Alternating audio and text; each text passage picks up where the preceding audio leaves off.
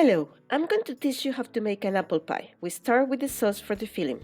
Place a medium-sized saucepan over medium heat and melt 8 tablespoons of unsalted butter.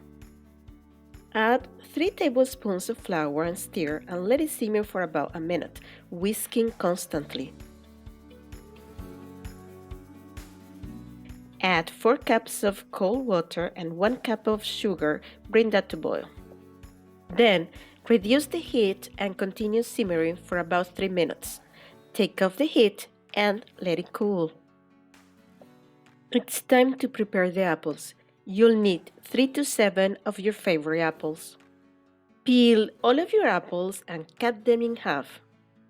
Remove the cores and slice the apples. You should get about 7 cups of thinly sliced apples.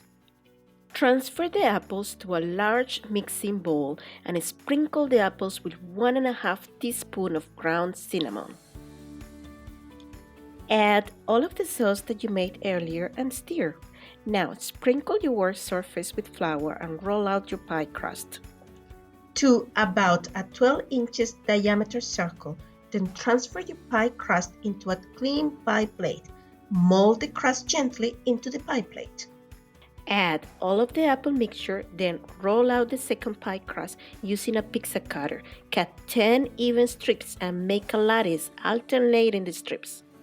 Once your lattice is complete on your pie, beat 1 egg and a tablespoon of sugar.